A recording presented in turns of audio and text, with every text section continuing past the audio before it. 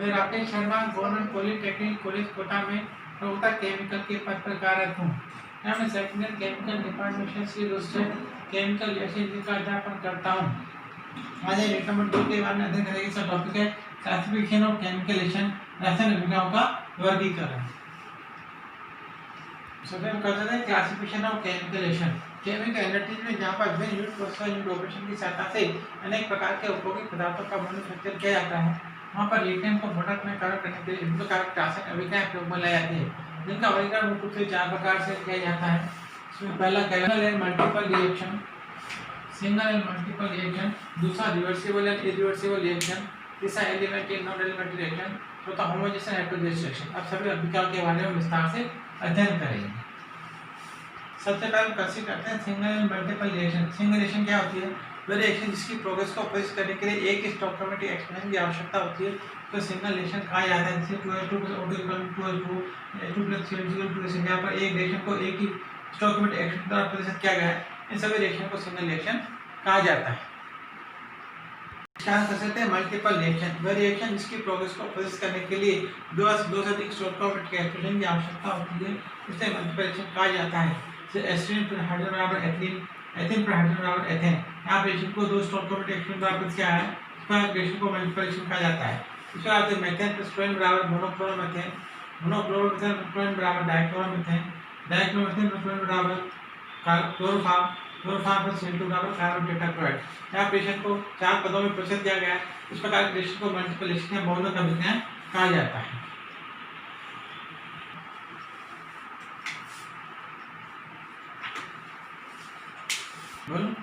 अब यहाँ पर मल्टीपल रिएक्शन को पुनः दो भागों में वर्गीकृत करता है, जैसे मल्टीपल रिएक्शन सीरीज और मल्टीपल रिएक्शन पहले से प्रदर्शित करता है। जैसे किसी रासायनिक में रिएक्टेंट ए प्रोडक्ट R में करता है और प्रोडक्ट R प्रोडक्ट S में करता है, इसे मल्टीपल रिएक्शन सीरीज से प्रदर्शित किया जाता है।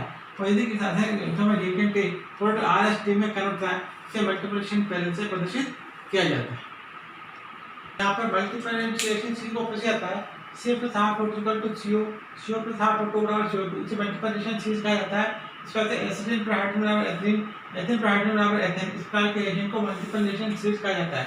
देखिए यदि किसी रासायनिक अभिक्रिया में जो नाइट्रोजन की रिएक्शन नाइट्रिक एसिड से कराई जाती है, तो ऑर्थो डायनाइट्रोबेंजीन, मेटा डायनाइट्रोबेंजीन और पैरा डायनाइट्रोबेंजीन प्राप्त होती है। इस प्रकार के रिएक्शन को मल्टीपल रिएक्शन पहले से प्रदर्शित किया जाता है।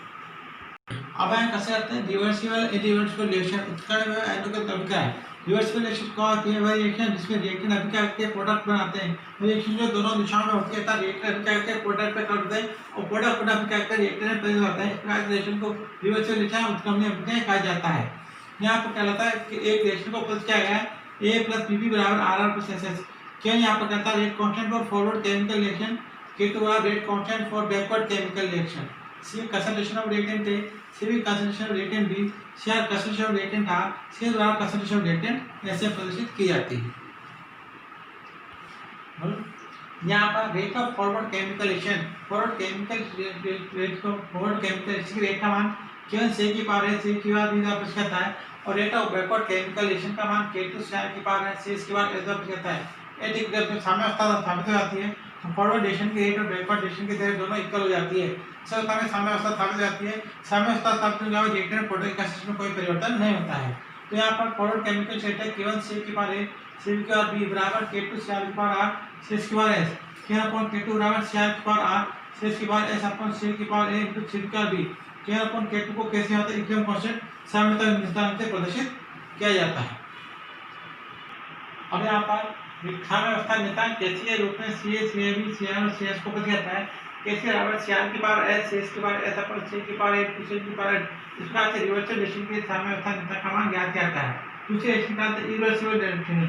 वह रासायनिक जो एक ही दिशा में होती है, अर्थात रिएक्शन का अभिक्रिया के प्रोडक्ट में परिवर्तित होते हैं, लेकिन प्रोडक्ट पुनः अभिक्रिया के रिएक्टेंट में परिवर्तित होते हैं। इस प्रकार के सभी रिएक्शन को इरिवर्सिबल या अनुक्रमिक रासायनिक अभिक्रिया कहा जाता है। जैसे कि HCl + NH बराबर NaCl + H2O या acetic acid CH3COH + C2H5OH, acetic acid + alcohol बराबर CH3CO C2H5 + H2। इस प्रकार की सभी रिएक्शन को इरिवर्सिबल रिएक्शन कहा जाता है, क्योंकि रिएक्शन एक दिशा में होती है। हम कैसे करते हैं एलिमेंट के नॉन एलिमेंट की केमिकल रिएक्शन। वह रासायनिक जिसमें ऑर्डर में मोलिकुलरिटी का मान समान होता है, इसका रेशियो एलिमेंट रिएक्शन प्रारंभिक अभिक्रिया कहा जाता है। और वह रिएक्शन से ऑर्डर में मोलिकुलरिटी का मान समान नहीं होता है, प्रकार इसको नॉन एलिमेंट्री रिएक्शन कहा जाता है। इसी केमिकल रिएक्शन को कहता है a प्लस बी बराबर R R plus S S minus R बराबर के सी की पावर एन सी बी की पावर एन एम एन यहाँ पर प्रोटीन कहलाती है और ए भी यहाँ पर मॉलिक्यूल कहलाती है। यदि एम का मान ए के बराबर है, एन का मान बी के बराबर है तो इसको एलिमेंट्री रिएक्शन कहा जाता है। यदि एम का मान ए के बराबर नहीं है, एन का मान बी के बराबर नहीं है तो इसको नॉन एलिमेंट्री रिएक्शन कहा जाता है। और यहाँ पर कंसीडर करते हैं 2KCl3 बराबर 2KCl प्लस CO2 इसकी इक्वेशन पूछ के आती है माइनस हाफ KCl3 बराबर K इंटू KCl3 बराबर 2। यहाँ पर मॉलिक्यूल का मान 2 है, ऑर्डर का मान भी 2 है, इस प्रकार इसको एलिमेंटेशन कहा जाता है। दूसरी रिएक्शन कहलाती है H2 प्लस Br2 बराबर 2HBr। इसकी इक्वेशन पूछ के आती है माइनस RH2 बराबर K into H2 into Br की power half upon K2 plus HBr upon Br2। यहाँ पर ऑर्डर मॉलिक्यूल में कोई निश्चित संबंध नहीं है, इस प्रकार रिएक्शन को नॉन एलिमेंट्री रिएक्शन कहा जाता है। हम कैसे करते हैं होमोजेनियस हेटेरोजेनियस रिएक्शन समांगी और विषम युक्त है। फिर आपको इसका इसमें सभी रिएक्टेंट प्रोडक्ट एक ही अवस्था में उपस्थित हैं, इस पर आपकी रिएक्शन को होमोजेनियस कहा जाता है। जैसे कि H2 प्लस H2 बराबर 2HCl, CO plus half O2 बराबर CO2, SO2 plus half O2 बराबर SO3। यहाँ पर सभी रिएक्टेंट प्रोडक्ट जैसी अवस्था में उपस्थित हैं, ऐसे प्रकार की सभी रिएक्शन को होमोजेनियस रिएक्शन या समांगी रासायनिक अभिक्रिया कहा जाता है। हम कैसे करते हैं हेटेरोजेनियस केमिकल रिएक्शन या विषमांगी रासायनिक अभिक्रिया रासायनिक अभिक्रिया जिसमें सभी रिएक्टेंट प्रोडक्ट एक से अधिक अवस्थाओं में उपस्थित हैं, इस प्रकार के सभी रिएक्शन को हेटेरोजेनियस केमिकल रिएक्शन या विषमांगी अभिक्रिया कहा जाता है। इस C+O2 बराबर CO2, H+O2 बराबर SO2, CO3 बराबर CO plus CO2, CO plus H2 बराबर CH2। यहाँ पर रिएक्टेंट प्रोडक्ट दो या दो से अधिक अवस्था में उपस्थित रहते हैं, इस प्रकार के सभी रिएक्शन को हेटेरोजेनियस केमिकल रिएक्शन या विषमांगी रासायनिक अभिक्रिया कहा जाता है। जैसा कि जानते हैं किसी रासायनिक अभिक्रिया में रेट कांस्टेंट का मान टेंपरेचर पर निर्भर करता है।